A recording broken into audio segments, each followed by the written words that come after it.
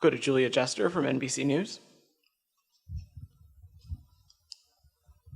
Thank you, Mr. Secretary. You mentioned in your opening remarks that the conflict in the Middle East came up here at ASEAN. Mm-hmm. Some of the leaders have been critical about U.S. stance with regard to Israel and Gaza. What were some of the criticisms that you heard from leaders, and what did you tell them to perhaps reassure them of progress toward a ceasefire? And on Lebanon, the latest there, Netanyahu is putting pressure on the citizens of Lebanon to choose a new leader, threatening them with Gaza-like, quote, destruction and suffering if they do not put Hezbollah out of power. Do you believe the onus is on the Lebanese people to overthrow the terrorist group? And if not, would the U.S. support Israel in taking actions in parallel to what they've done in Gaza? And if I may, on Gaza, the Biden administration has said the U.S. is having, quote, urgent conversations with Israel to ensure humanitarian aid reaches Gaza, specifically northern Gaza. Is the U.S. willing, in compliance with the Leahy law, to put restrictions on U.S. military aid to Israel if the U.S. determines that Israel is in fact blocking the delivery of humanitarian aid? Good, thank you. So I don't want to speak for other countries, except to say that, yes, and as I mentioned, the overall situation in the Middle East, as well as specific pieces of it, came up in many of the conversations that we had. And I think there's deep concern across the region on a number of fronts, but primarily something that we're deeply concerned with, which is trying to prevent the conflict in Gaza that started with the horrific attacks of October 7th from spreading, from going to other places and other fronts. And one of the things that I reassured many of our colleagues about was the intense focus of the United States, which has been the case going back a year, in doing just that, preventing these conflicts from spreading. And we're working on that every day, whether it's with regard to Lebanon, whether it's regard to Israel and Iran, the Houthis, the various actors. Unfortunately, what we have is, among other things, a so-called axis of resistance led by Iran that looks to create other fronts in different places. We're working very hard through deterrence and through diplomacy to prevent that from happening. There's also obviously deep concern that we share about the plight of children, women, and men in Gaza, who for now a year have been caught in a terrible crossfire of Hamas's instigation.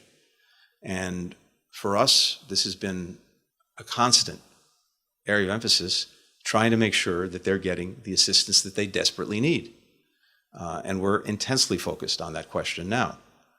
And I have real concern about the inadequacy of the assistance that's getting to them. This is particularly true in the north, but not exclusively in the north. So we've been very directly engaged with Israel on the imperative of addressing the humanitarian needs of people in Gaza. And when it comes to the law, I'll simply repeat what I've said all along. We will apply the law. I have a continuous obligation to ensure that assistance we're providing is done in accordance with the law, whether it's the Leahy law, whether it's international humanitarian law, whether it's other things that we're responsible for. And I've also made clear, and we've made clear that that's an ongoing responsibility and one that I take very seriously. Finally, with regard to Lebanon, look, one of the main challenges that we've seen in Lebanon is the fact that Hezbollah effectively has taken over many state functions, and in particular, in holding on to its arms, which is not supposed to be the case. Remember, Israel was in southern Lebanon for a long time, 18 years, and it got out in 2000.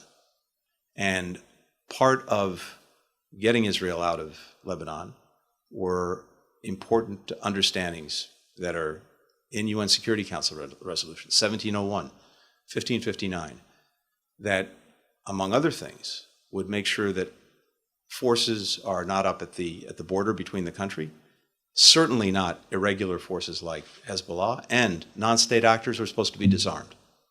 Well, that didn't happen. And Hezbollah has posed an ongoing threat to Israel ever since.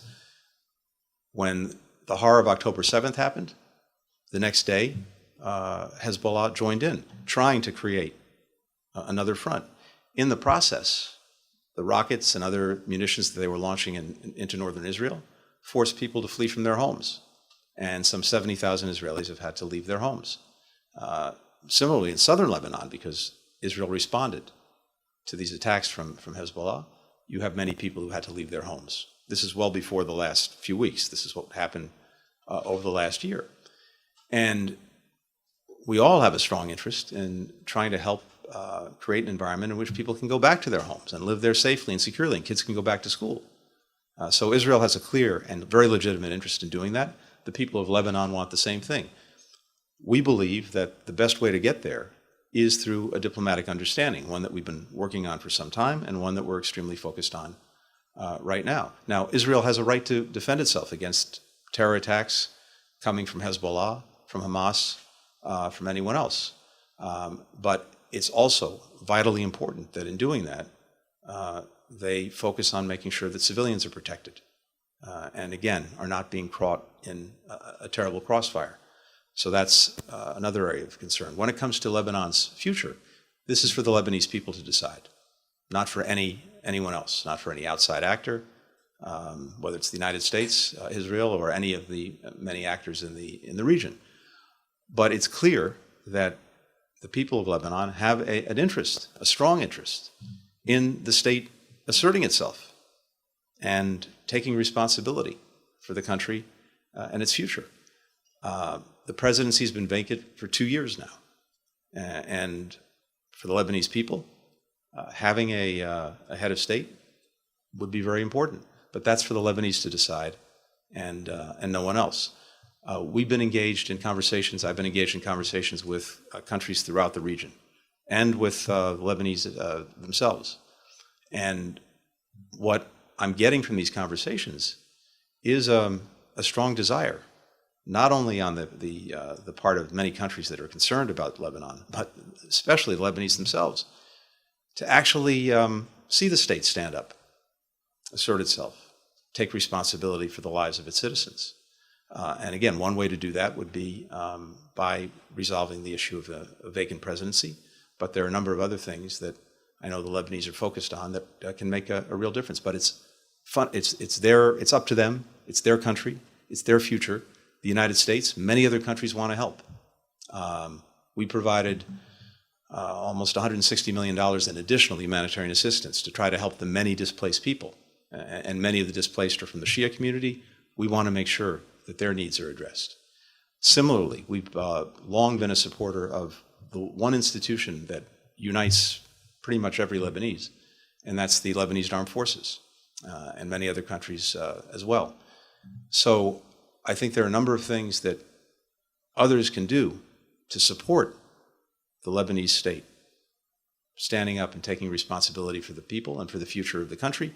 But the fundamental decisions about how that gets done, those decisions belong to the Lebanese people. Final question.